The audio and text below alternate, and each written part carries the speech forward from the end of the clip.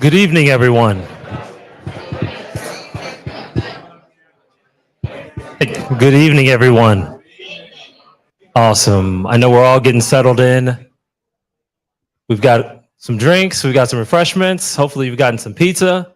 Basbo's should be getting, they should have paid us because they've got amazing food, don't they? Awesome. So, hey, thank you for joining us this evening for social innovation, for Propel, for United Way, and for community. So, give yourselves a round of applause for coming out.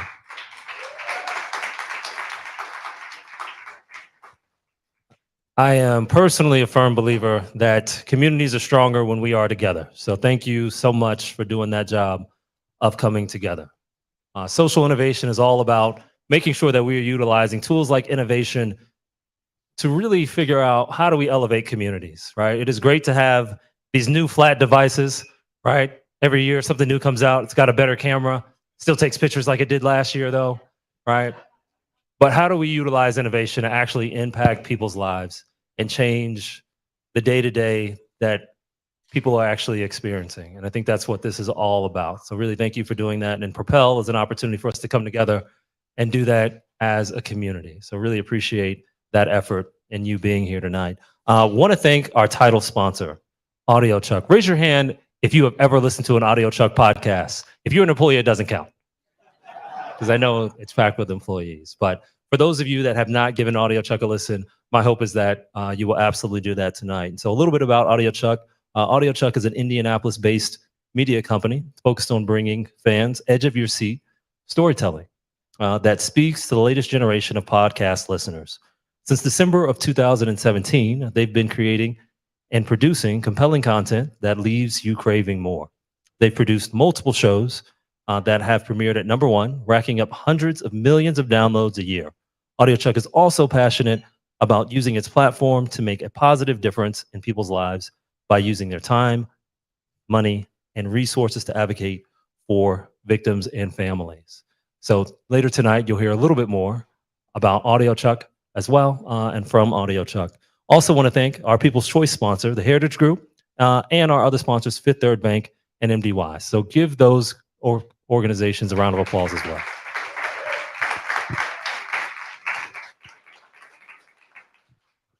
Wonderful. Because without that, we know that this is not possible. So a little bit about how we got here tonight. All right. So Propel itself launched a few months ago. And when it launched, we received about 40 applications. The applications were actually 5-minute video pitches. So we tried to make the barrier to entry incredibly low. We had about 40 applications. From there, we did interviews, virtual interviews with about 12 organizations. 4 of those organizations were passed straight directly into the finals. And then another 4 organizations were part of what we call a peer-to-peer competition that happened on social media and with the utilization of personal networks. So with the funds that were raised from that, that will also be dispersed tonight. So when we did that peer-to-peer component, something happened that we did not expect. There were supposed to be 2 organizations out of that 4 that were passed through. Tonight, we have 7 organizations. And so 3 of those 4 passed through. And so that means that not only did they do their jobs, but that also means that the community, you, did yours. So thank you for supporting those organizations and entering into collaboration with us. So really big part of that. And tonight, we're going to award over $100,000 to these organizations. So none of that happens without them.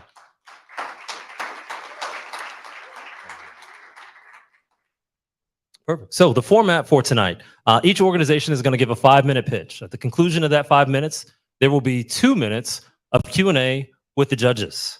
At the conclusion of all of the pitches, there will be a 15 to 20-minute deliberation process in which the judges will step into the back, into the deliberation room, and work through that process to figure out where $35,000 of tonight will land. There will be another $50,000 award that will be awarded by audiochuck and their staff. And then there will be an award that right now is at about $16,100 and change that will be awarded by you, the audience. And so you will vote with your dollar. And so I'll give instructions for that a little bit later as well. So you'll determine exactly what that dollar amount ends at, and you'll determine who takes home that dollar amount. So without further ado, I would like to go ahead and introduce the judges. So first up, I would like to introduce representing our sponsor Heritage Group from People's Choice, the People's Choice Award, is the Director of Sustainability, Joanne Jones. Joanne, if you could please.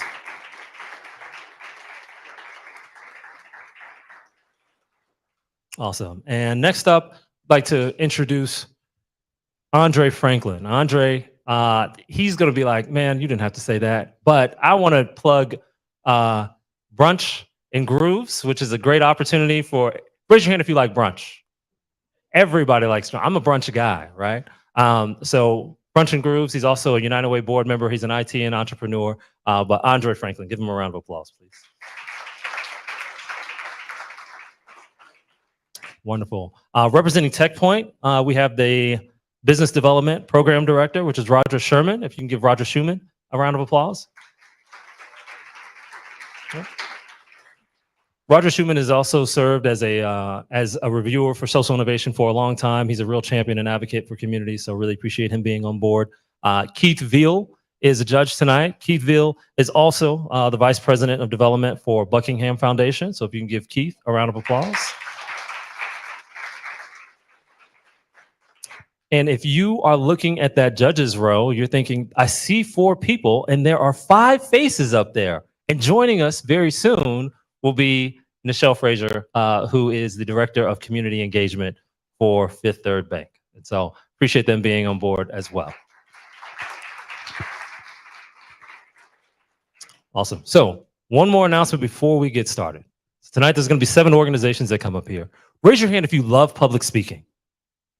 Not a lot of hands, right? We all understand how that goes. So it's going to be 7 organizations. There's going to probably be some nerves, right? Because what we know is that these organizations are passionate about community. We don't know that they're passionate about public speaking, right? So we're going to appreciate your patience. We're going to appreciate your encouragement and all your positivity. So if you're ready for the first finalist, let me hear you say community. All right. And if you're ready to support the first finalist, let me hear you say support. Awesome. I appreciate that enthusiasm. So without further ado, let's find out who our first finalist is.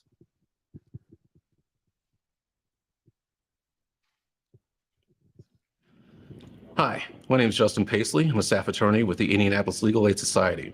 And since 1941, it's been our mission to relentlessly provide our most vulnerable Hoosiers with direct and immediate access to our comprehensive free legal assistance in all civil matters. We restore hope as we work with our clients side by side to resolve their legal issues. And in doing so, we help to promote self-sufficiency, preserve dignity, and strengthen our neighborhoods and communities.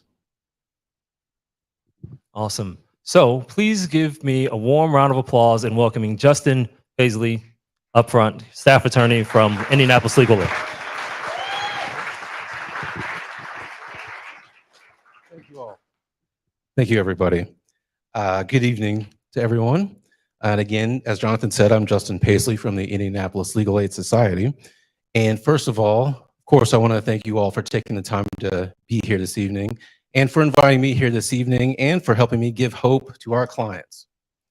Hope that there's a life and opportunity available post-incarceration. Hope that our clients can focus on their families and focus on living their lives rather than focus on legal issues. Hope and assurance that our clients are not alone and that there's more to life than the recidivist cycle of incarceration, court proceedings, and legal strife. And hope, finally, for Pete. Now, who's Pete? Pete is actually one of our clients who was arrested for a nonviolent drug offense and spent a short amount of time behind bars. Now, unfortunately for Pete, when he was released, he hit the streets facing hundreds of dollars in traffic fines and costs, thousands of dollars in child support arrearage, and he had an eviction on his record that made it extremely difficult for him to find housing that he could actually afford. So Pete's feeling alone. He's feeling hopeless. He's feeling anxious. He's getting sucked back into the same lifestyle that led to him getting incarcerated in the first place. All he's trying to do is find a better path. So one of the saddest things about Pete's story is that it's not unique. He was facing many of the challenges that almost all of our clients face. Well, we're talking about a low-income section of society. That's who we serve. Now, in any given year, 80% of low-income folks are going to face a civil legal issue. And now that could be something as simple as an unpaid parking ticket or something as serious as getting thrown out of your home. And if we're talking about people who are facing incarceration, that number gets closer to 100%.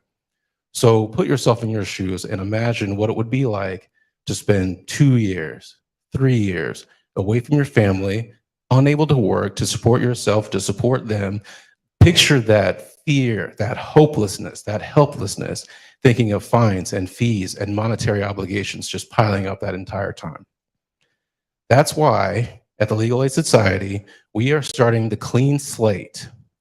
Now, this is a new program that's going to provide proactive legal assistance to our clients. And we're specifically going to target the areas of all family law matters, evictions, driver's license reinstatements, housing issues, and employment issues. We're going to tackle these up front before they become insurmountable. Now, by addressing these at the onset, we can give our clients hope. We can give them a plan. We can give them control back over their lives so they don't feel that isolation.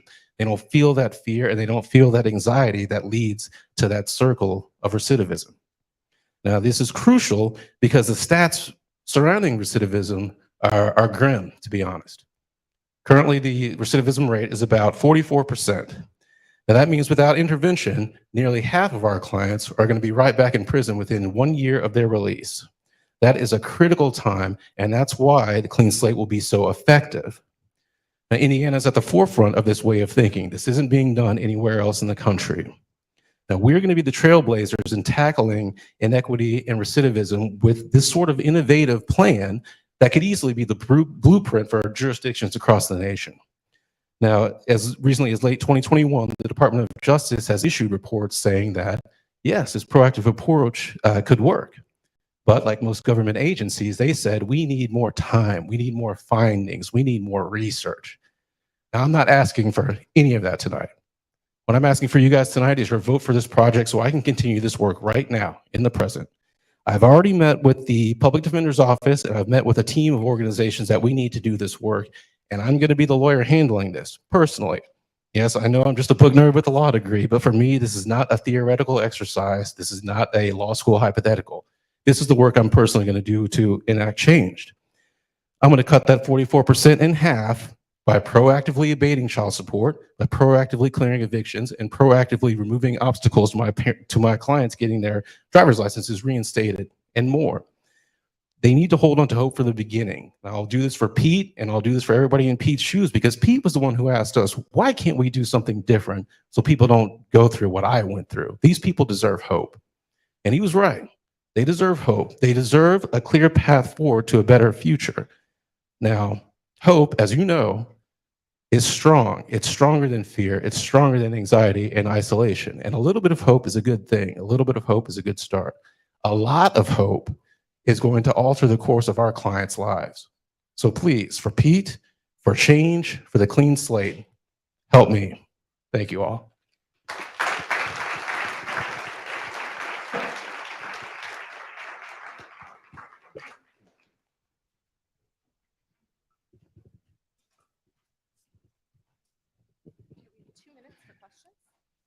Yeah, so is this that Q&A? Any Qs? I'll try for an A.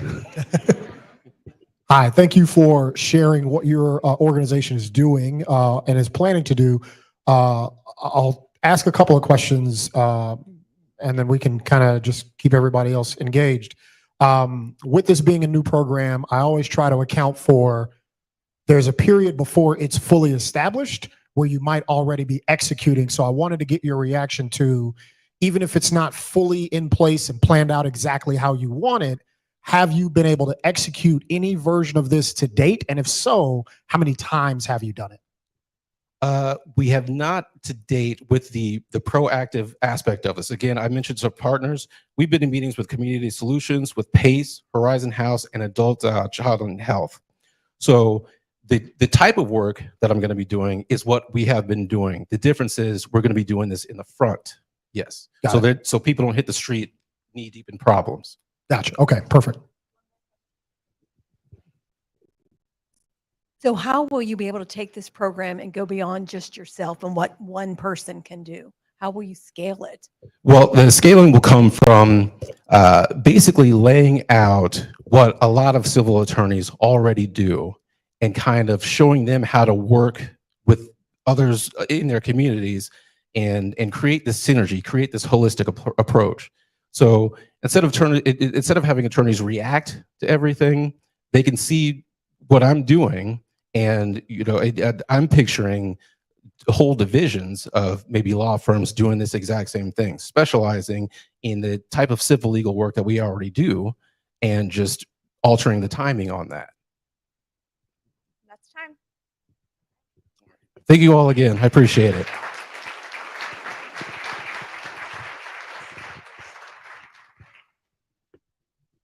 Awesome. Perfect. So appreciate it. I think programs that really bolster families from all different types of populations are incredibly important, particularly programs that target populations that we don't often resource and that we're not often putting at the forefront of our communities. So I think we'll hear more about a few different opportunities and initiatives later this evening. So let's find out about our second finalist.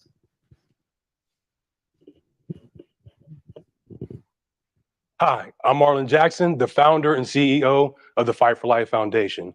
Our mission at Fight for Life is to help underserved youth develop the social and emotional qualities that are needed for success. Awesome. Everybody give a round of applause for the CEO and founder of Fight for Life, Marlon Jackson. Thank you. We are all here today because of the decisions that we've made and the support that we've received along the way.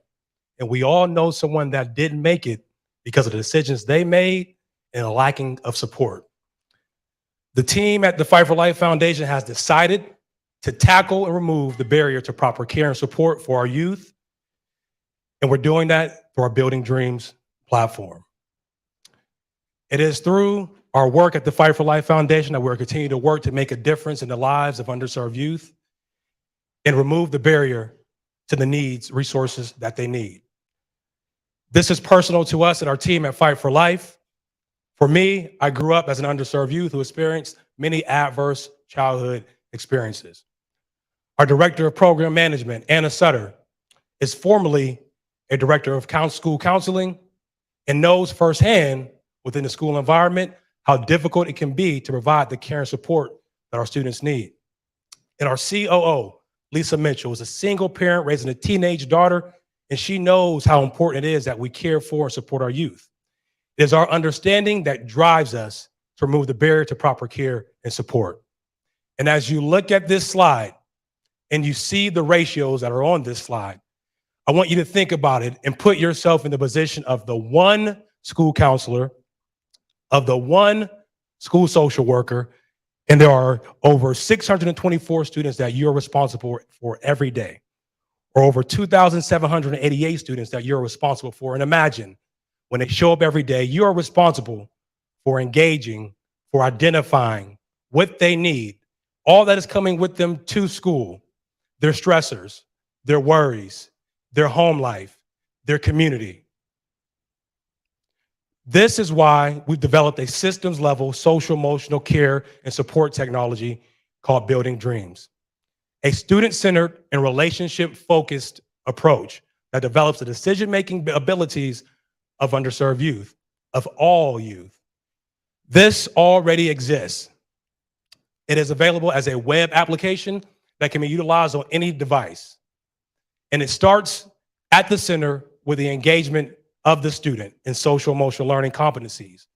And what occurs is a ripple effect of information that goes out across the relationships, and what comes back to the student is social emotional care and support, their needs being met. Already over 6,000 students on our platform, over 100 classrooms on our platform, 17 sites on our platform currently, over 250 parents and caregivers on our platform. And now as you look and you see the innovation, where does it come into place? That outer ring that you see there, the community, is where we are going to create a digital bridge to connect service providers and advocacy groups directly to the schools, the students, and families that are in need. This is innovation. This is a central point of connectivity that is building dreams, a point of contact where we can come together and service providers can evolve the way in which they deliver services through a digital workbook, through being able to directly insert resources directly into the school system for parents, students, and educators.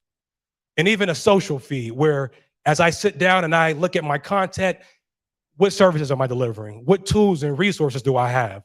And I can deploy them through the system where this goes to a school counselor, to a social worker, and then they can deploy it through the system. And then the impact data to drive decision-making and see exactly how we're being effective. So as you imagine and you see this, think about United Way, think about other organizations. This is how we amplify community. This is how we streamline the referral process of needs to services and how we have the impact data to drive decision-making. Now we know that if we win, everybody wins. Students win, families win, schools and youth development organizations win, the community wins, service providers win, the workforce wins, society wins, we make a decision. And it's all about decisions. Decisions determine consequences. So let's decide to support the whole child as we go to cast our vote so that we can produce the whole adult. Let's build this dream together. Thank you.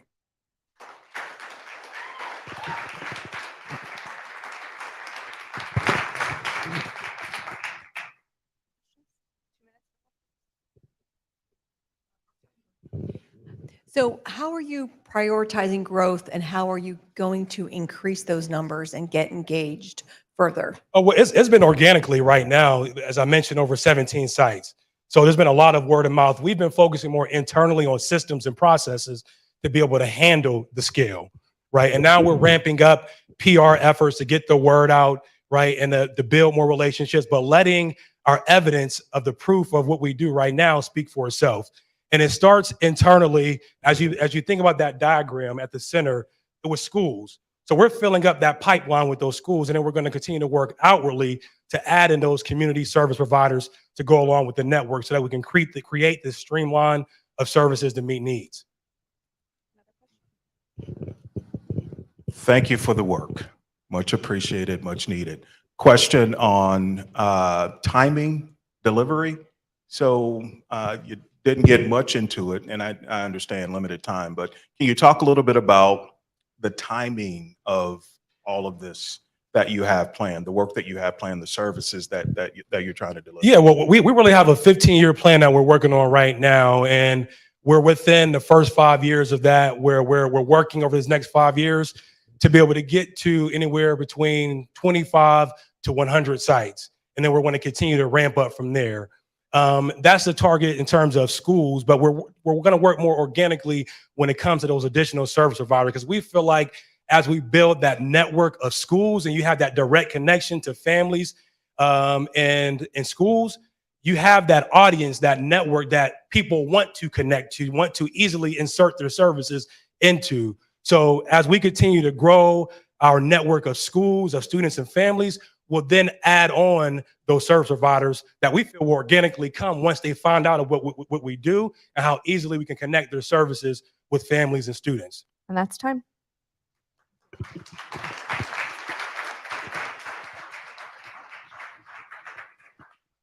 Awesome. Great job. Great job. I think connecting with families, schools, and children is something that we all tend to be passionate about. So incredibly important. Seeing that logo made me think about something else that's not as important, but kind of important. There's an NFL draft tonight, I think, right? And I think we all need a quarterback. I think that's what we all know, right? We all need a quarterback. So hopefully that comes through. So we'll see. But let's find out who our third finalist of the night is. Hi, I'm Scott Monitz. I'm the Executive Director of Family Support Services of West Central Indiana, and we work to build a community where no one is abused and all families have the resources they need to build healthy lives. Please welcome the Executive Director of Family Support Services of West Central Indiana from Putnam County, Scott Monitz.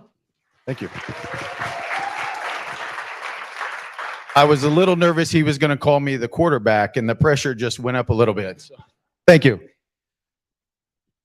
So, supportive housing. It's been a dream of our community. It's been a dream of our agency for some time. But first, I'd like for you to take a second to look around the room. Just look at your neighbor, look at the person next to that. 1 in 3 women in this room will be a victim of domestic violence, and 1 in 4 men will be a victim.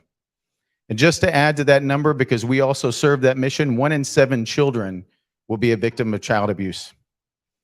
Those are pretty staggering numbers. I'm going to talk to you about rural Indiana, and I'm very proud to be up here representing Putnam County and the newest county added to the United Way agency. We're excited. Obviously, rural Indiana, there's a lot more rural community in the state of Indiana than there is metropolitan, but Putnam County is just like every rural community. You grow up, your friends stay your friends for your lifetime. You may meet the person that you love and you marry in high school or even elementary school. You work in the place that your parents probably worked. Your friends are intertwined throughout your life. It is the perfect dream. It's the perfect dream until it's not. Until domestic violence starts to creep into your life. And then everything that you loved about that rural community becomes a weapon that's used against you to keep you in that relationship, to keep you tied to that individual that is abusing you. And it becomes a way to manipulate you in the life that you're living. Furthermore, when you look, this week the Alice report came out, and it's a timely report for us. But of the 7 counties United Way of Central Indiana serves, Putnam County is number 2, only behind Marion County in our highest number of Alice families. What that tells us is the lack of resources that we already have in our community are being taxed even more. We have one homeless shelter that only has 14 beds. Domestic violence victims are not a priority for them to go to. So we had to come up with a solution. So in 2018, I sat with Elizabeth Butts and I said, give me a dream. If we could have anything as an organization, what do we need? No limitations. And she said, we need better shelter options for the clients that we're serving. In 2020, as we all know, we were going through a little bit of a pandemic, but we started to get some recovery funds that started to come back into our community. That was our opportunity. We took that little gift that we received, the first one, and said, let's jump. Let's make it happen. We started looking for our first apartments that we could rent and provide. In 2023, I'm standing in front of you today hoping to build capacity and increase even more impact opportunities. At Family Support Services, we believe that there are 5 opportunity outcomes for individuals we serve: education, health and well-being, economic security, mobility, and the most important, stable housing. Thinking of those things, we came up with this program. In 2010, the Washington State Coalition Against Domestic Violence launched a pilot project. We took that pilot project and we tailored it for us. We built a program that is survivor-driven and trauma-informed. We engaged the survivors to help them guide the path that they want to follow. We've taken all of our advocates and we've mobilized them and put them in communities where they can meet the needs of the victim in their homes, in their place of service, not expecting them to come to us every day. We've engaged the community to find partners and provide more opportunities and connect them to additional resources. And we have found ways to provide flexible financial assistance to give them even more opportunity. Our goal, to end homelessness. Right now, we know 5 of every victim that come in say they're going to be homeless if they leave their abuser. We want to change lives. And I think we all believe if we can find a stable home for our victims, we will do that. And we want to improve the system that's already troubled. Lastly, I want to tell you about Mimi. Mimi was one of our first that came. Amanda sitting in the back here, she was her advocate. She was broken. She had a daughter, didn't know what to do. Her last quote in the video that she sent us said, I will spend the rest of my life showing that I can be the best version of me just to say thank you. So proud of her. She would have been better than me standing up here today. I thank you all for being here today. I thank you for this opportunity. Supportive housing is a dream of our agency and of our community. Thank you.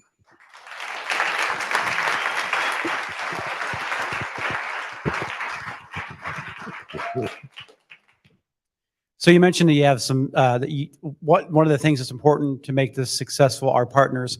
Who are some of the partners that you're able to work with in this effort?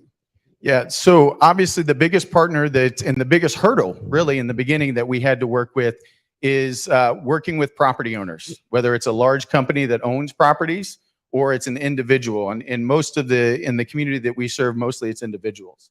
And as you can imagine, there's a little bit of hesitation to say, yes, we will sign the lease over to your agency and we'll trust who you're going to put in and out of that apartment, right? And if you own properties, you understand. There's a high level of trust that has to happen there. And so we're very thankful. We've got, I have to count them up in my head. We've got 5 partners that we work with. We have 9 total apartments right now that we have. Very thankful. One very large company that supports us, and then a few smaller individuals that said, we believe in your mission and we want to support you. Thank you for your work and your time. As one who currently works in the affordable housing space, a passion for the space and for what you do. One of the challenges that I see for you and for me is creating pathways to upward mobility. So sometimes we just solve the symptom of the problem and not the whole problem. So my question to you is, how do you scale the concept such that you are providing or you're creating a pathway to upward mobility for your clients? Yeah, no, thank you. That's a great question. So if my staff could just raise their hand real quick. Look at, those are just 4 of 27 that we have on our team. And I've entrusted them to really help us tailor this program to say, what does it need to look like in order to provide the best opportunity outcomes? So when I show those 5 things, what we've done is we've created partnerships in those 5 areas so that we're not the only one at the table. It's not just Family Support Services, our advocates, and we're not the only one taking that burden of finding success. So we have educational partners, we have workforce development partners, transportation, and others that come to the table and say, we want to be a part of this. And it's not a typical situation. We say, we serve you today, and then we're going to give you a phone number and send you down the road to the next partner. We all 5 sit around the table at the same time and say, this is the way we're going to serve you. By making them mobile, what they do is they go with those victims. They go with those individuals so that we are the common denominator. We're the advocate, not only in crisis, in the courtroom or in the legal process, we're the advocate in all phases of this program. Thank you.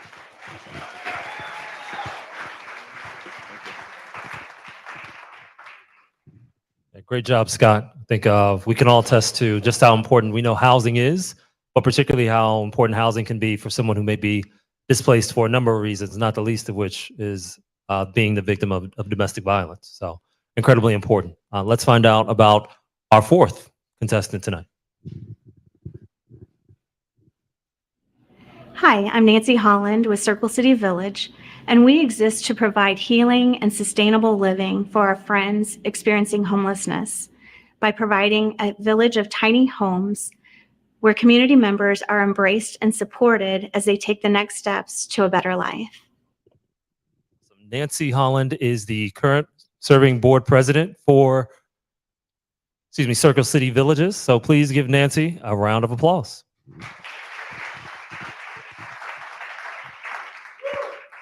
Thank you. So as my family knows, we pull into the driveway and I will say, home, sweet home. Ah. And that's what it really means to me, because I grew up with a very unstable home. I grew up on the west side of Indianapolis. My mom was the mother of 4 by the time she was 23. We grew up together. She was just a child when she had us. And we were evicted many, many times. We lived in our car. We lived with our grandparents. We lived on friends' couches. By the time I graduated high school from Ben Davis, I was couch surfing at my senior year. And I then got my own apartment at 18. And I was terrified. It was a terrifying experience. And then then went to college. I then became vice president of marketing for a local corporation and got to travel all over the country.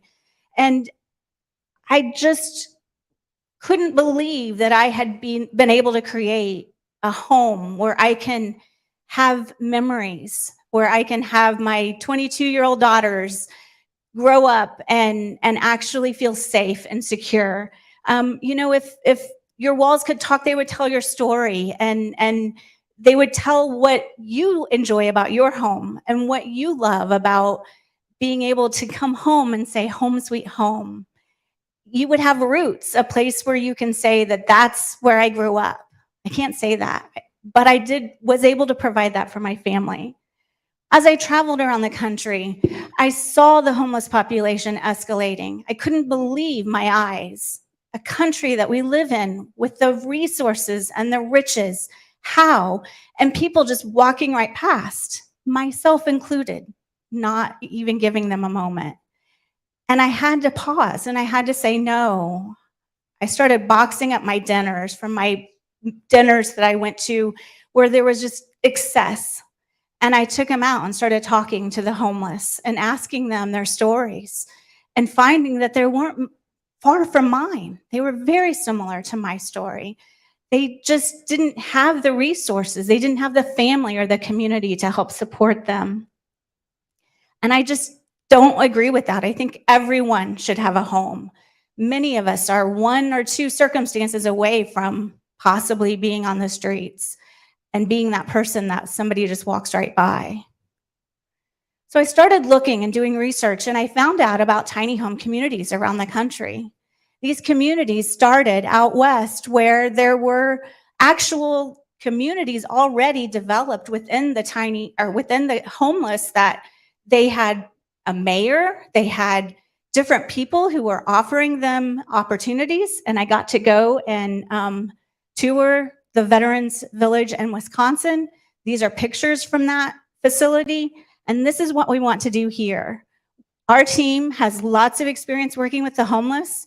The last 2 years I spent helping house the homeless around the city and apartments. And while that's a great opportunity, there are many that are not ready to transition into apartments. They're not. So we have this village concept that we have, the land has already been donated. We have the zoning already done. We have 7 different partners, a builder, an architect, all of these different organizations that are ready to put community first, to provide housing. Residents will serve as leaders. The community center will provide an opportunity to have shared meals. We'll have showers. This is the community center at the front here. We have the church, while we're trying to get this all started, who has offered to allow us to use their church as a community center while we're getting everything built. We have 6 houses already built and ready to go and donated. And this is one that is already on the site and ready for people to come and visit. We have open houses, and we just need to provide some home sweet homes. Thank you.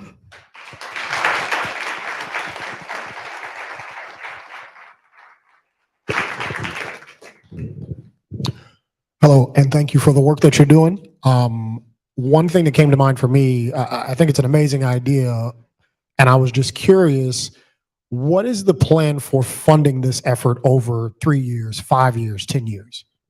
Yeah, so that's a great question. And, you know, just being able to get the individuals into the housing, they're going to need some time. They're not going to be ready to just start contributing. So initially, we are going to we will need funding. We will need some funding streams, and we are looking at donations for that. Are you able to pick up this concept that you have now and the land that you have and easily drop it into other areas? And have you already kind of targeted where some of those other areas and partners might be? Absolutely, yes. The partners that we currently have are very dedicated to this work. They want to work and help us to have a Circle City Village West Side, which is where we're looking at, where the land has been donated. east side, north side, south side, all over Indianapolis. We definitely see the value in this, and we want to duplicate this, and we can duplicate this. Yes. Thank you for sharing and thinking of something creative to help with this issue around the state. You said you have 6 homes done. How many? What is the goal? The goal is 18. 18 total Mhm. in that one site. Mhm. Okay. Yes. And will there be wraparound services like when people come in, provided for those? So we Individuals want to too? partner, and we do have a few different partners. We have great relationships with Horizon House Okay. and Adult and Child, and yes, we have several on our board who are a part of the different organizations. What we found with the homeless is when they are transported into a new location, they lose that connection, and we want to keep them connected to the people that they have established a relationship with. So we don't want to try and uproot that relationship and create a new one. We're partnering with who they're already working with. Thank you. Thank you. That was a great job. I think really appreciate when we also it's one thing to innovate and think of brand new models, but there are also successful and innovative models that are happening outside of our communities that can make drastic inroads that impact in our community. So really appreciate the work that Circle City Villages is doing. Give them another round of applause. They're great. All right, and now for our 5th contestant. My name is Larry Smith. I am humbled to be the president and CEO of Fathers and Families Center. This is our 30th anniversary. Our mission is to equip fathers and to empower families to ensure that children's lives are changed. Give a round of applause for Larry Smith, the president and CEO of Fathers and Families. So, pop quiz. Physics teaches us that the shortest distance between 2 points is a straight line. So, for our purposes on tonight, point A is our community as it is today. Point B is our community as we aspire it to be.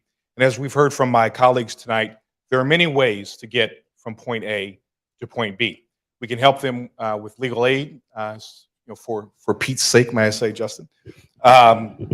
We can also provide services such that Mimi can become her best self. Of course, we all know that it takes a village to help every community in our society. However, at Fathers and Families Center, we believe that the straight line is direct, immediate economic empowerment for those who are most marginalized in our society. And so we have DARE. DARE is Dads Accessing Reentry and Entrepreneurship. So what's the problem?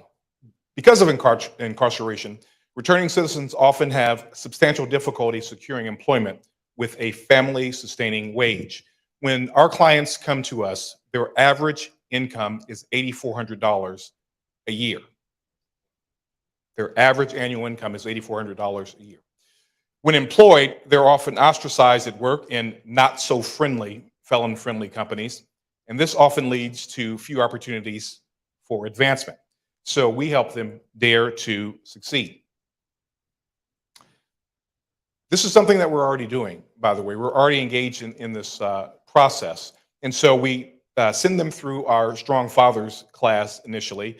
This is a 6-week program in which we teach them the basics of starting a business, deciding on the type of business, creating a business plan, securing financing, marketing the business, running the business.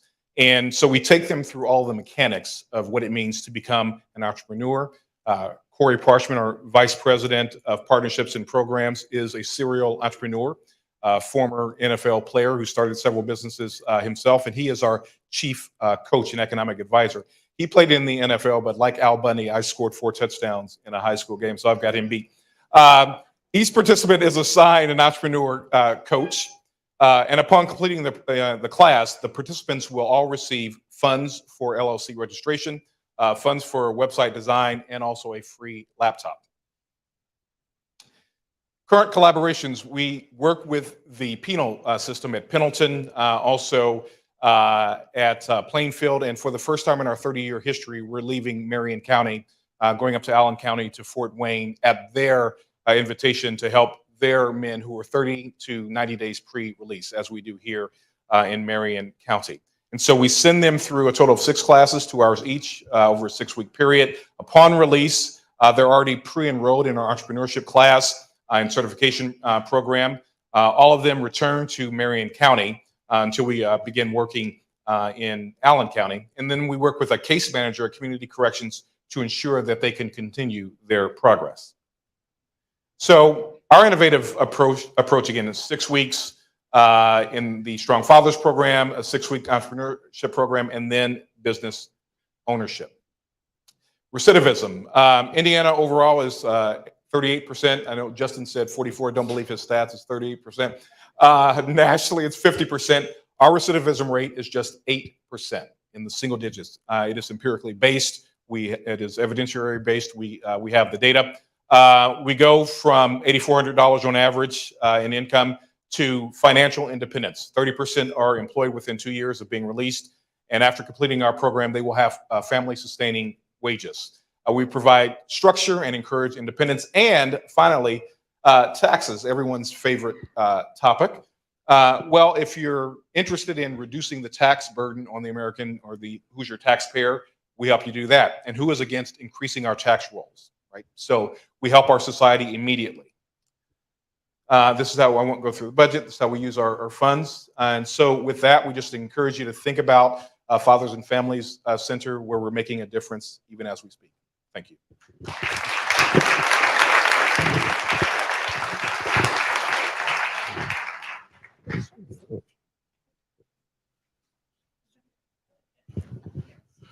Thank you, Larry. Quick question. Can you talk a little bit about the completion or success rate of those who've gone from beginning to end through the program? Yeah. So the early data show that at least half of them will be successful 90 days into their entrepreneurship. So thank you very much for the work that you're doing and naturally helping to create new businesses, helping our community as well. But you are also focusing on fathers and families. Mm-hmm. So what are you doing to connect children and their fathers?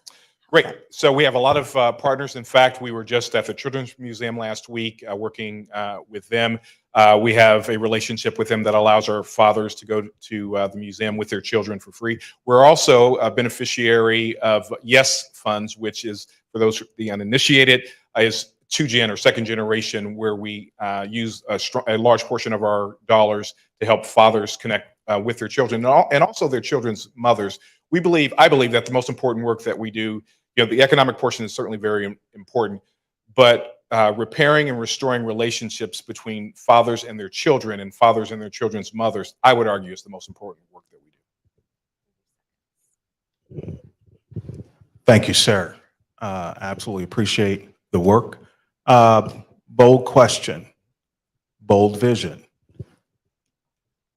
How can you talk a little bit about measured impact, right? Vis-a-vis your vision. So take it away. You know what I'm saying. Absolutely. So I would add this, in addition to DARE, the majority of our fathers, I want to be clear about this, and the majority of our fathers go through certification programs through the skilled trades, coding, CDL, apartment maintenance, those kinds of things. So a smaller number go through DARE. But for those who are interested in starting and running their own business, we believe that 50% rate will increase over time as we get more throughput, as we become more familiar with this process. We're going to have some knocks here and there, but I believe that over time we can get that number up to 75 or 80%. Time. Thank you.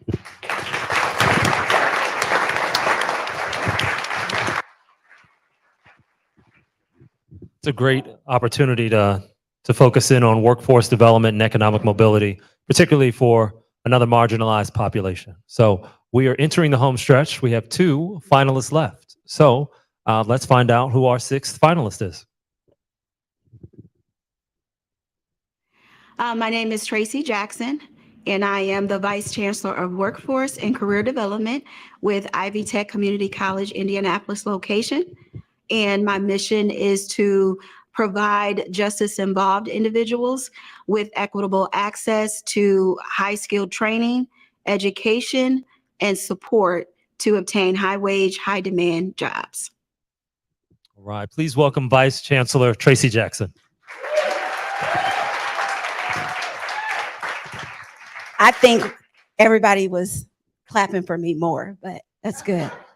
All right. So on a more serious note, I don't know how many of you out there has actually had a sibling or a child or a parent that has been system involved.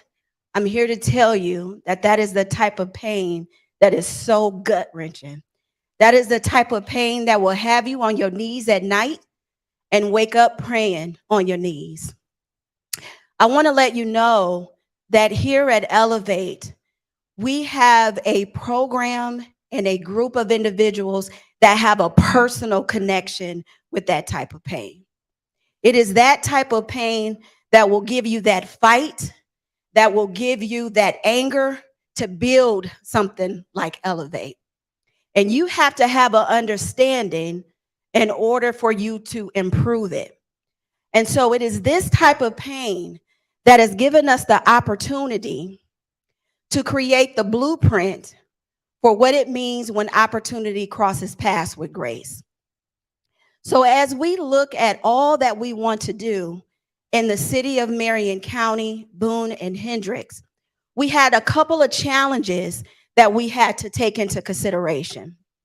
One, we knew that Marion County is in the 7th percentile for safety in Indiana. That means 93% of the other counties in Indiana is more safe than Marion County. We knew that 85% of returning citizens are unemployed at the time of arrest. And that if you are a young Black male, you are more likely to be waived over to adult court. And it is these challenges that had us sitting at the table and saying that this is the purpose. Our purpose was to reduce recidivism through the workforce development. We wanted to create safer neighborhoods. We wanted to be that restorative option. And so when we put together our services included dedicated career coaching. We wanted to have system-involved individuals in the community. We wanted to give them the access they need to obtain high-skill, high-wage jobs. We were giving them access to short-term credentials. And because we are the Career Link team, which is a workforce team, we gave them access to our employer partners. We gave them access to the ability to have a high sustaining wage job that will give you an opportunity to not only be successful, but to give back to the community. We also have mental and substance abuse counseling. We know that on our campus, we do have a director of counseling. And this is an individual that helps all of our students, but we know one size doesn't fit all. We have expungements. We have been able to, thus far to help our students in our community get charges reduced and often eliminated. So these are just some of our partners. We've partnered with Marion County Prosecutor Office, Indiana Public Defender Agency, Fathers and Family, and we're probably gonna bring Pete wherever he is with us too. But let me tell you something about all these partners. These partners understood what the promise was, right? We made sure that. They knew that we wanted to educate our students. We wanted to educate our staff. We started educating our faculty. We started educating everyone that we touched. And we wanted to empower and give hope. We wanted to provide those wraparound services for those clients that need it the most. And lastly, we wanted to provide impact. We wanted to stop those mothers from crying and giving them access to legal support, giving them access to jobs, giving them access to education. And this is what it means to elevate. We ask for your support because we know that it all starts here.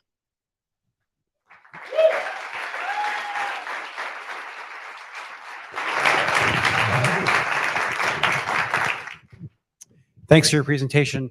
What are some of the specific types of jobs that are typically that your clients will go through, will be able to get once they've gone through the program?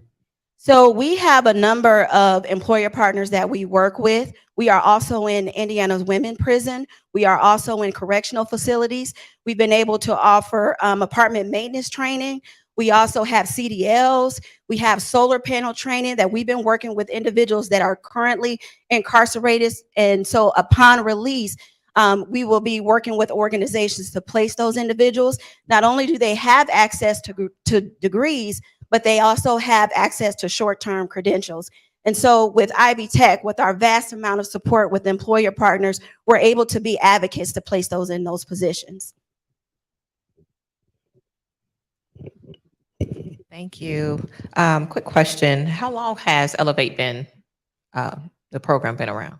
It's been around only 5 months, and we've been able to serve 75 individuals, issuing 30 credentials. Thank you.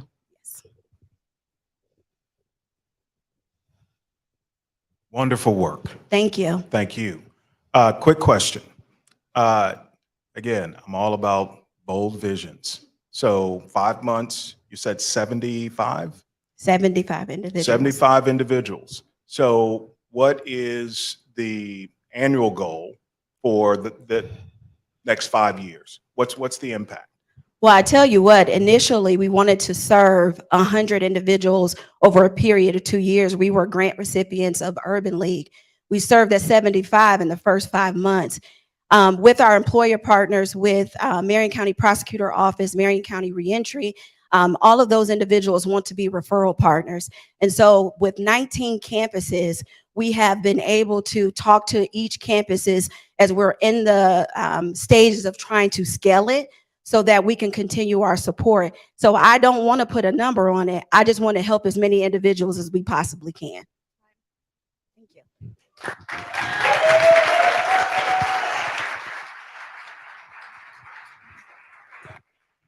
She brought a whole section with her. That's how you're supposed to do that. That is awesome. That is awesome. But great opportunity to support impactful programming. So wonderful job. And I know what you're all thinking right now. You're all thinking, who is P and who is she bringing with her? Right? P, who is P? P, can you step out? We need to know who P is. This makes no sense. We got people mentioning P. Pastor Percy Bland from Eastern Star Church. So once you start mentioning people start saying, who is that? Who is P? Who are we bringing? So great. Let's find out who our 7th and final finalist of the night is. Hi, my name is Kennedy King. I'm with Project Will Incorporated. We serve adults, young adults ages 17 to 35 with behavioral health challenges, and we help them through life's transitions and to find employment and just become great stewards of our wonderful community. Awesome. So our final finalists of the night, give a very warm welcome to Mrs. Kennedy King.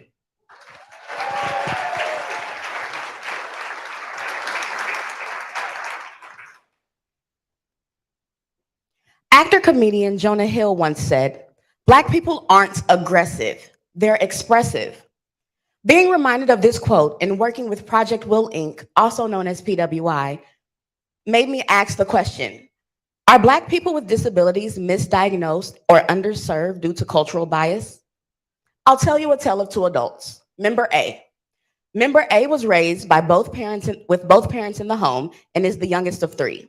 His parents immediately noticed when he was not talking by age 2, and their pediatrician referred them for testing. Member A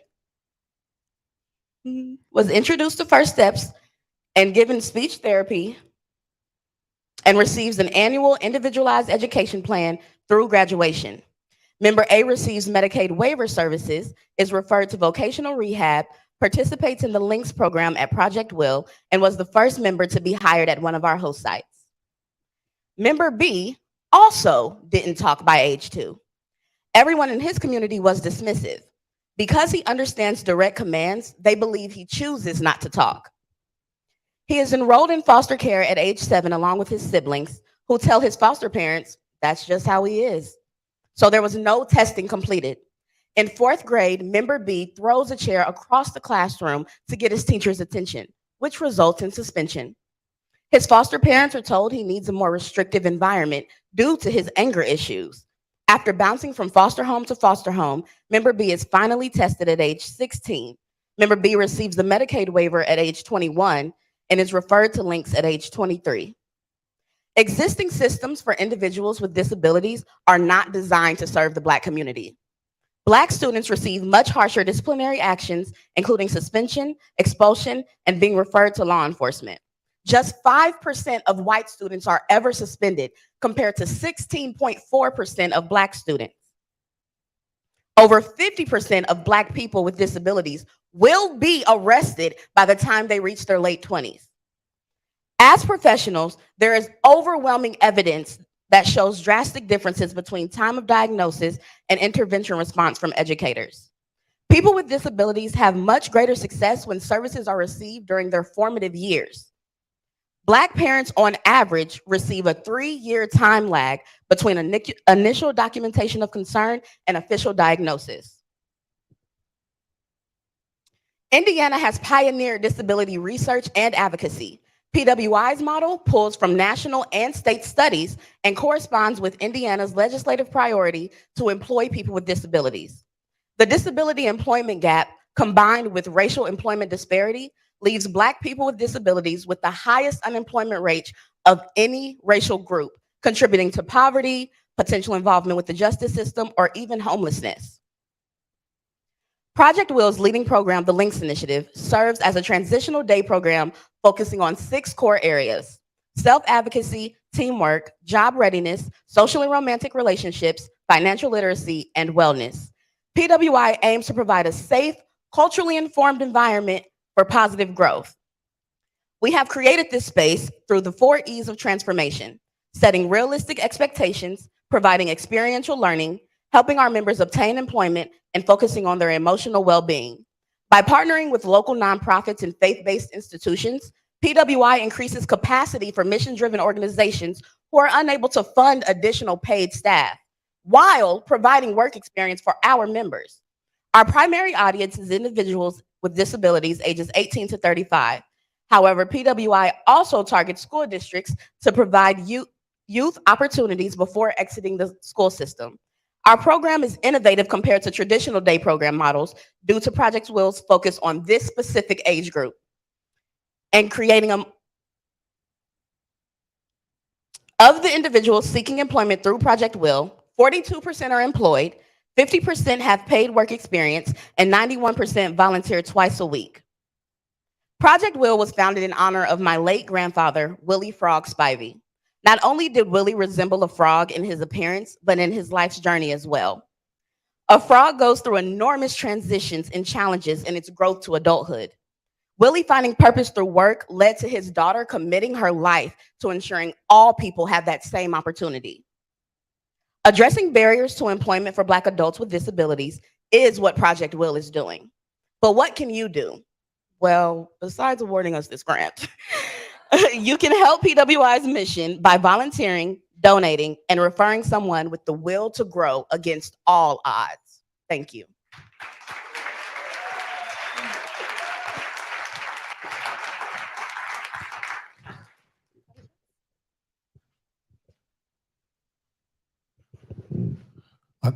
Thank you. Thank you, thank you, thank you for the work that you're doing. I grew up in a household with someone who had these types of disabilities. And as the child younger than him, I didn't understand. So I can only imagine what it's like for somebody who doesn't have family members that go through this with them. One of the questions that I do have deals really with sustainability for the program. Can you talk a little bit about the funding strategy, including grants and any other ways that you're looking at kind of sustaining the program over years 3, 4, and 5?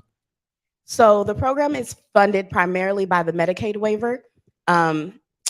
Each member comes with a $10.15 per hour service fee that the program receives. Other than that, we primarily rely on donations and grants.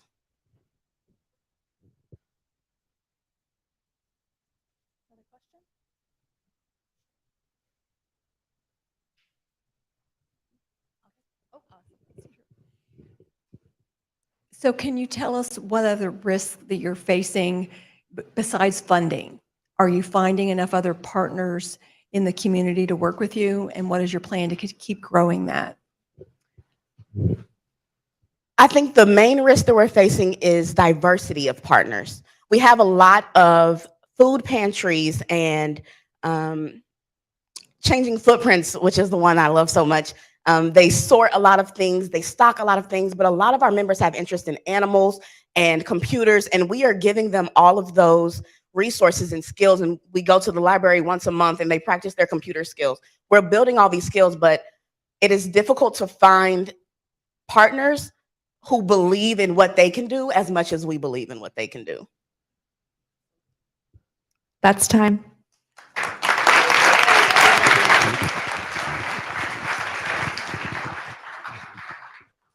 Awesome. I know what you're thinking right now. And you're thinking, never when I got up out of bed today, did I think I was going to hear an Al Bundy reference and a Jonah Hill quote about Black people.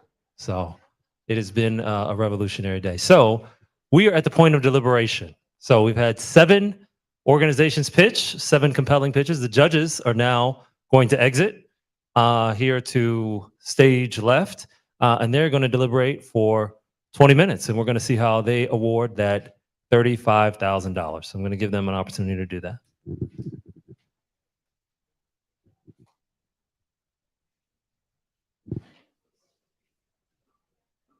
All right. And so now I'm going to remind you of your opportunity to vote.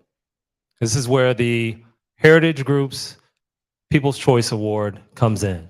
And so with that, you have a program hopefully on you, and that program that you have has a QR code. You can scan that QR code with your phone, and you are going to vote with your dollar. So every dollar that you donate is going to be in support of one of these 7 organizations.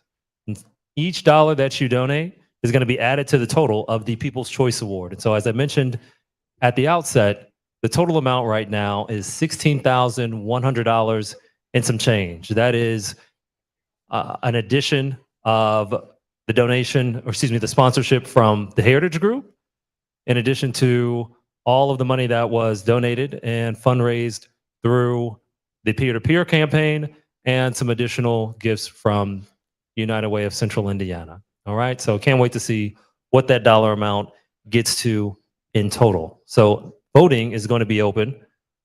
We'll open it it'll stay open till 7:15. If you are an audiochuck employee, to award that $50,000, in your calendar alert for this event, there is a link for you to vote within to award that $50,000 prize. So if you go to that calendar alert, you can access your link to vote for that $50,000 prize.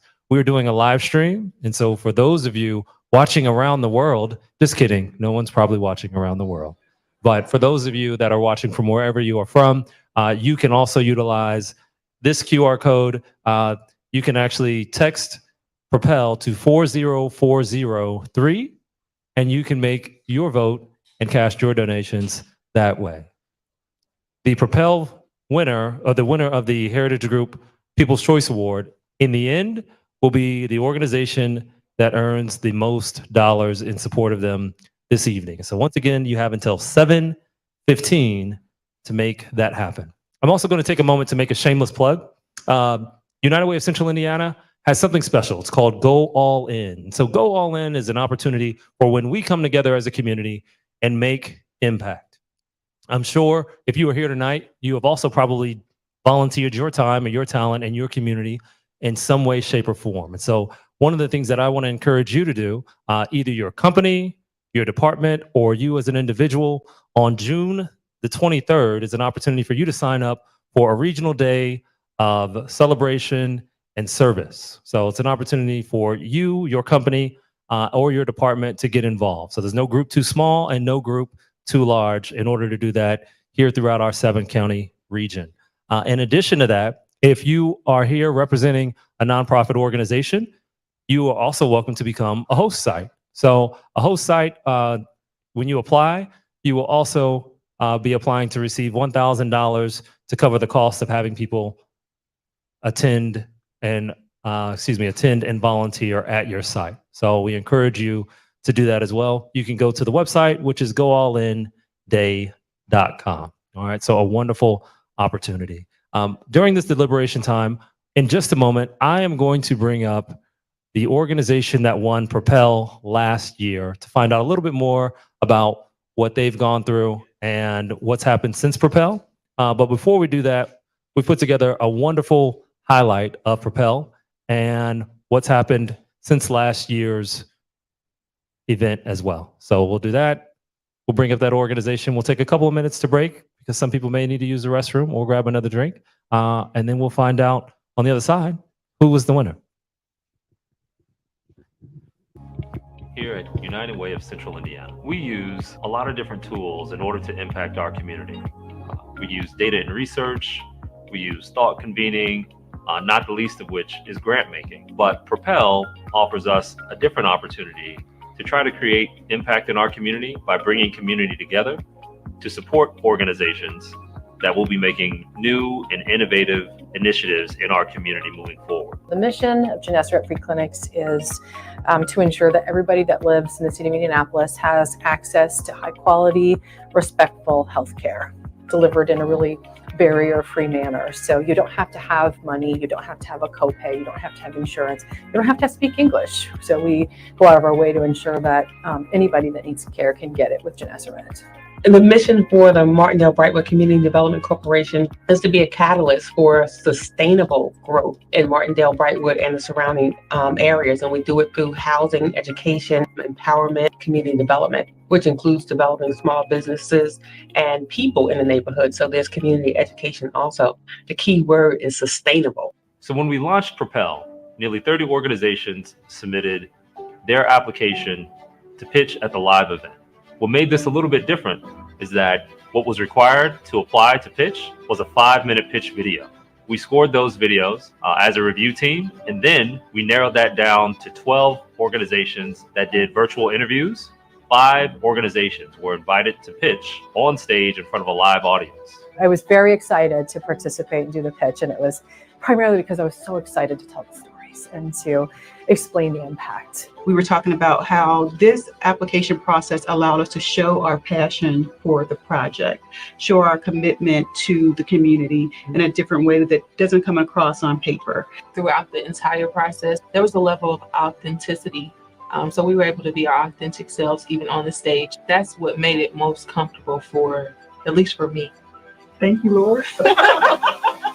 No, we jumped up and down. I think my phone fell out. Yeah. Yeah. And we were excited. Like we were, I think I didn't even go to sleep that night. So to have staff, board members, and even our family to be a part of the experience and the audience, to look out and say, like, we did it. Like, we're bringing this opportunity back to the community that's going to have a lasting impact. That's immeasurable, really. What we've learned is that since pitching on stage at Propel, these organizations have not only been able to impact the community, but that the community has also wrapped around these organizations and their initiatives to increase the amount of impact that they've been able to have with our neighbors. I'm old, right? So I was nervous about it. My kids were like, just watch a TED Talk, it'll be great. So I get up on stage and I start doing my pitch, and I had to hold a microphone and I had to hold a clicker, and then I had my speech in my hand, and I started doing it. It was also timed, right? I had 5 minutes, and there was red light, yellow light, green light, and I was super nervous. Well, I flubbed, right? I flubbed. I literally dropped my speech on the ground, and I was so embarrassed. It was awful. And I mean, I don't like to fail, and I felt like I let down, the people that I was trying to serve. So I slunk away and, spent weeks and weeks licking my wounds, but you just have to get back to it. And, a couple months went by, and you contacted me and connected me with an organization called audiochuck that that sponsored the event, and that was one of the judges. And you said they want to kind of learn more about what you're doing. And I show up at their beautiful new offices in Broad Ripple, and I'm like petting on their dog because I'm a dog person. And I was like, oh, what's your dog's name? Chuck. Still not putting 2 and 2 together, right? So we go back and we meet with this beautiful group of people Ashley Flowers, the CEO, the founder, this amazing woman. And they had teased that they were going to support us in something along the lines of the Propel grant, which was, I think, $30,000, which is a lot of money. But they said maybe a little bit more than that. So we thought, oh, maybe $35,000, $40,000. We really didn't know. And I didn't go in there I didn't bring anything. I just went in there and talked and told her what we were doing and why we were doing it. And it's going to get me upset all over again. And she told us that she was going to give us $1 million to support our work. So I went from dropping my speech at Propel to her supporting us with an amazing $1 million grant. I'm sorry. I did this when she told me.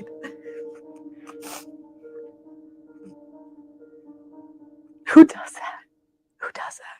Who just says, I believe in what you're doing. I believe it's so important. I believe in women's health care. I believe in access to care. And Ashley believed that. And she gave us $1 million to do it. So that's what participating in Propel has meant to Gennesaret Free Clinics. I believe that what we learned here is that when we commit to our neighbors, when we commit to our community, when we commit to impact through the lens of innovation, then lives can be impacted in ways that we didn't imagine. And that means that our community is better off for it. And ultimately, the future of Central Indiana is much brighter than it was yesterday.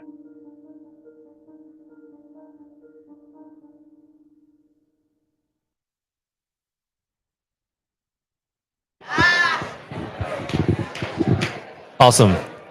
So I want to take a moment to, I mentioned that we would do a short Q&A with last year's winner, Martindale Brightwood CDC. So we have with us here tonight the Deputy Director of Martindale Brightwood CDC. And so Joy Harmon, could you please join me up here? Awesome.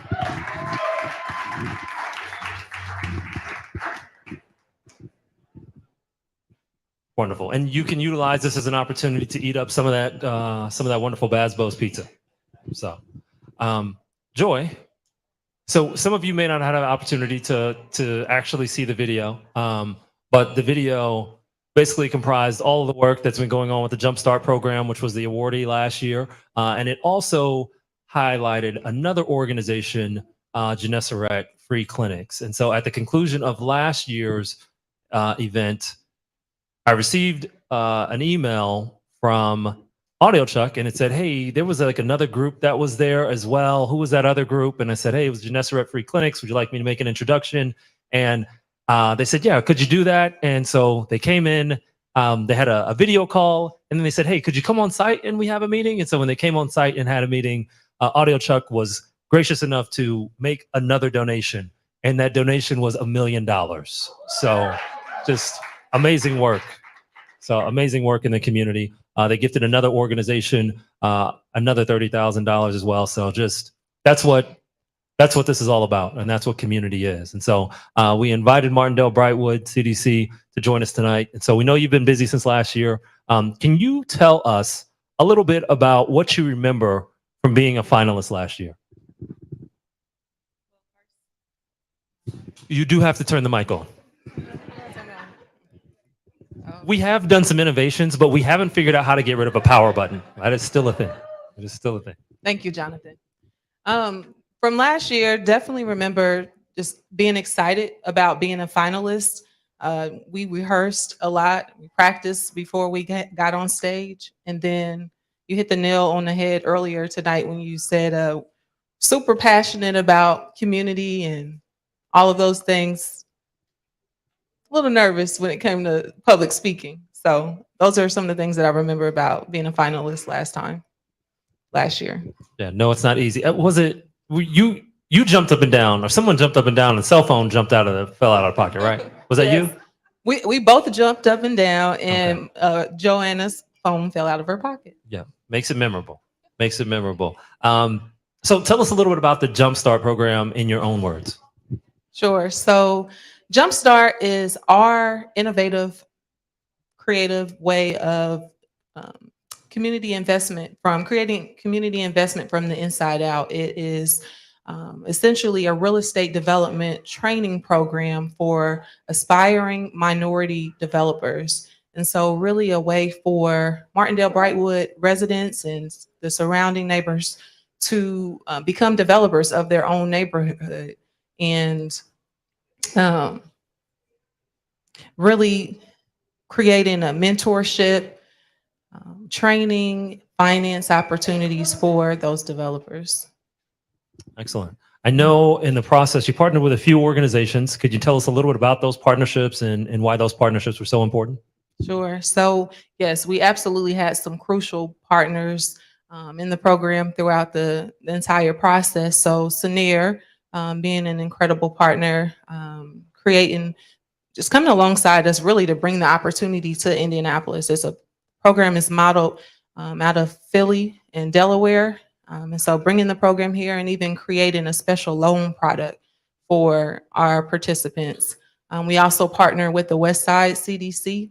And so really that was an opportunity for us to create an expansion of the program beyond Martindale Brightwood. We partner with some seasoned developers who serve as mentors to our participants. So really giving them an opportunity, giving our program participants an opportunity to see folks who look like them, who are successful in the space in real estate development. And so our partnerships have been beneficial for both the partners and the participants. Really our participants, the mentorship, I will say, has been incredible. Yeah, it's been an incredible opportunity. You'll hear from some of our participants here in a bit, but really creating that visibility for our program participants, bringing them so that they have a seat at the table, and eventually creating tables that they can bring others to. Awesome. Awesome. I know some of you are like, West Side CDC. I don't know, where's the West Side CDC? You may not know that, but you might have heard of an area of town called Hallville, right?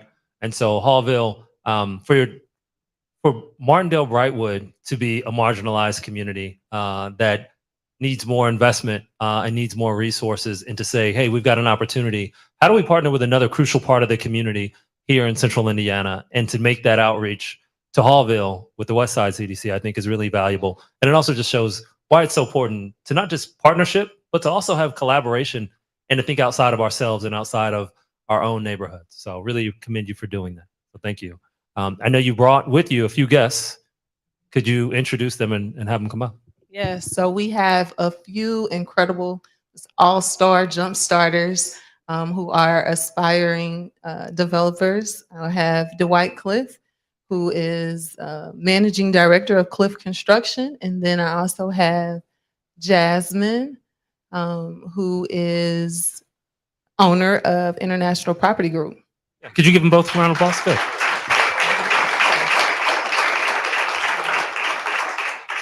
So Jasmine and Dwight, thank you for joining us. Could you tell us a little bit about what your mindset was when you went into the Jumpstart program? So just going first here, my mindset going into the program, I didn't know a lot about the program just initially, and I didn't know what to expect, but I knew it was an opportunity to expand our horizon. And ultimately, as you mentioned earlier, the West Side CDC, Mrs. Beverly, she told me to get into it. And I'm like, hey, if she told me to get into it, I better do it. So. My mindset at the time, my husband is a general contractor, and he was out working, or he was not able to work at the time. And when I noticed how our business declined, I was like, I need to get involved into real estate more, into the business. And so my mindset was hitting the ground running. What all can I do? What all can I learn? Initially, I was like, I'm a woman, so I didn't know at the time that real estate was so much more than just construction, building the actual building. So my mindset was, where can I fit into real estate?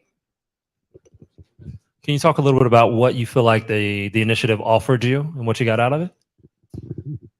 So much. So much. Like Joy said, the mentorship is invaluable. 100% invaluable. The relationships, the connections that we will have forever, pretty much, you know. And I love the Martindale Brightwood because it really focused on indie. You know, we can go through a lot of different real estate development trainings. You can go to college and they're always going to tell you to scale out, go out. But Indy's home for a lot of people in our class, but especially for us three. So the mentorship was crucial, but also my confidence, because like I said, I did not know where I fit in.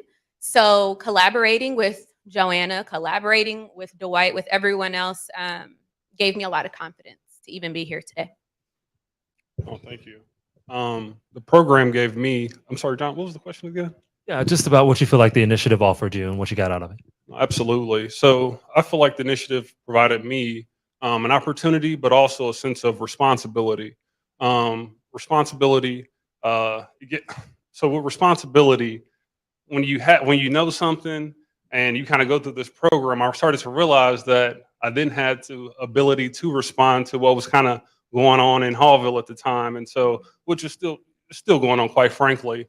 To be able to develop in my own community, I didn't have the skills or the know-how before, and so it's given me the know-how, the confidence, as Jasmine just mentioned, and also the community as well. Because it's one thing to know something. But there's going to be so many questions along the way that you don't have, and Jumpstart provided that community to be able to ask questions to people that have done it or going through it with you, and that's invaluable. Yeah, it's excellent. It's excellent. Since the end of the program, what have you been up to, and what's the next step for you? No, absolutely. So since the program, the city came out with an initiative called Vacant to Vibrant. And through this program, before this program, I wouldn't have known that the Vacant to Vibrant was even available, but knowing even how to start to get involved with the development that's going on in the city. And so the program has allowed me to put an application in to Vacant to Vibrant to build 2 new affordable homes in the Hallville community. So we're really looking forward to that, and being able to provide 2 affordable homes in the community, which eventually will provide, hopefully, 2 Hallville residents with their start to what would you call generational wealth.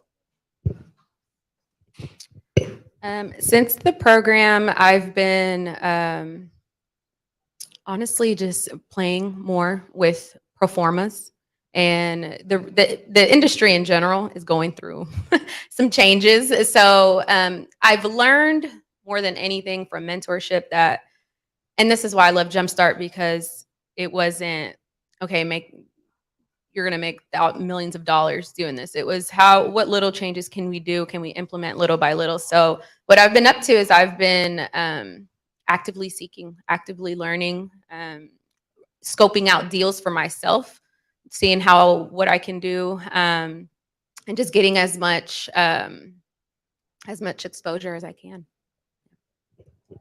Awesome. Well, I want to thank you not just for your time tonight, but really for your intent, because I think the thing that we see here is that impactful programs come from the communities that are doing the work, right? If you intend to impact a community, it means that you better be doing it in concert.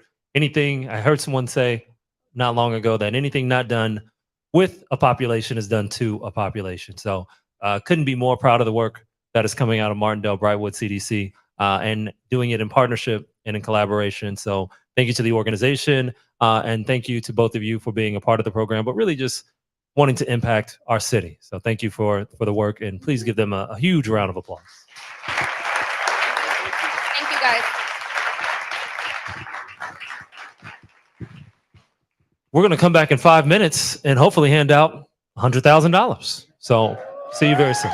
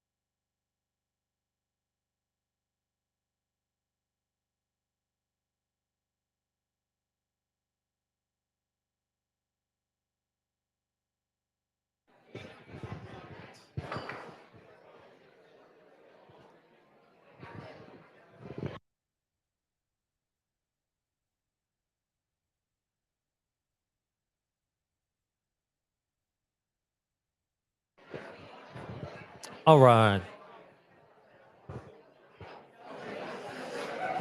So now to do what we all came here to do tonight, which is hand out some money. All right. Perfect.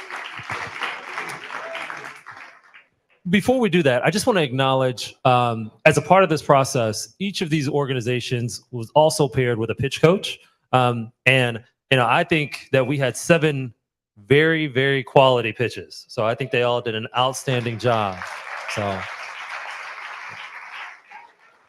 I just want to take a moment to thank those pitch coaches for donating their time to this entire process. Could we have all 7 of the organizations come up front as we go through this process?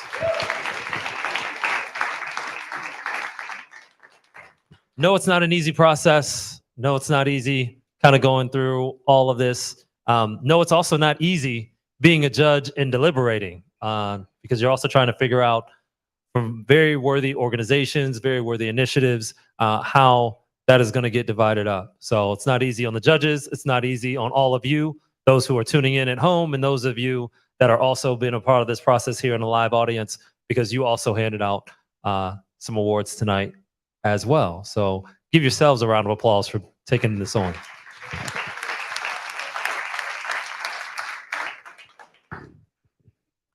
All right. So first up, we're going to award the Heritage Group People's Choice Award. And I think the dollar figure that I was given is that number has increased from the $16,100 to $18,271. Good. So excellent. And that is over double, I think, in terms of what we raised the night of last year. So great job as an audience. And so here to help me announce that and award that is Joanne Jones. Hello there, and thank you. I was hoping everybody was out here getting the credit cards and the checkbooks or whatever was needed to bring up this dollar amount for this organization. So I am very happy to share that the winner is Project Will.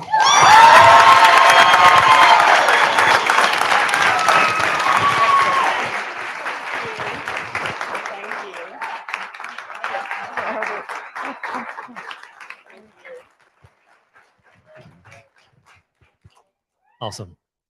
And as a reminder, all of these organizations take home $2,000 no matter whether they win a grand prize or not. And ultimately, the real winner is community, right? So excellent. To hand out our next prize, which is the Judges Award, I want to invite up Mr. Andre Franklin.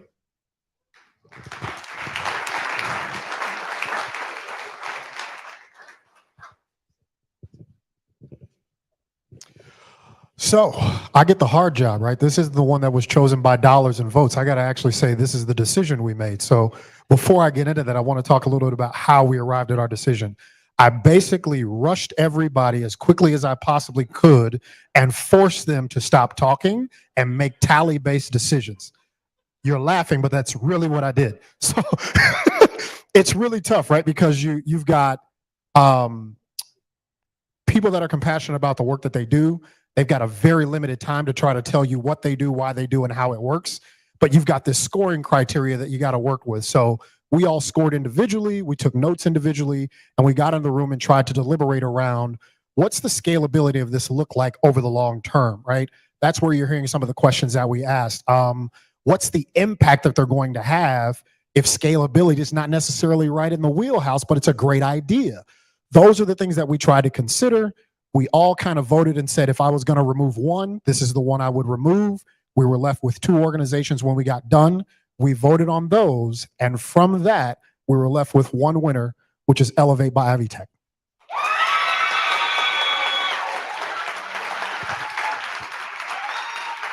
Congratulations.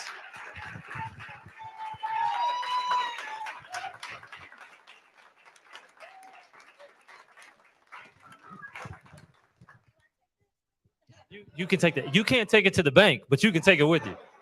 Yeah. They might arrest you at the bank. I don't know what might happen. All right. And so for our third and final award, we invite up our presenting sponsor tonight, AudioChuck. Kate Snyder. Hi, everybody. First of all, thank you so much for coming out. audiochuck has had the pleasure of partnering with United Way for 2 years in a row, both years that Propel has happened. And the amazing thing is last year we were looking at donating $50,000 overall, and United Way has doubled that. So now we're looking at $100,000 going to these organizations. So we're incredibly excited to be here supporting each and every one of them. And on behalf of audiochuck, I am honored to present Family Support Services of West Central Indiana with our award. Thank you very much. Thank you.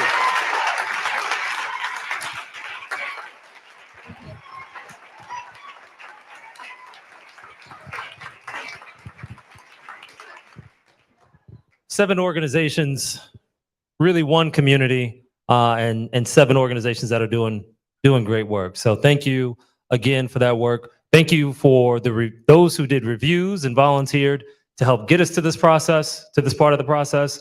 Thank you to staff for their hard work. And thank you to all of you, because none of this is possible without community. And that's individuals, that's corporations, that's individual donors, that's all of us. And so it takes all of us. I think one of the first things I said tonight is that communities are better and they are stronger when we are together. And so thank you for being together with us tonight.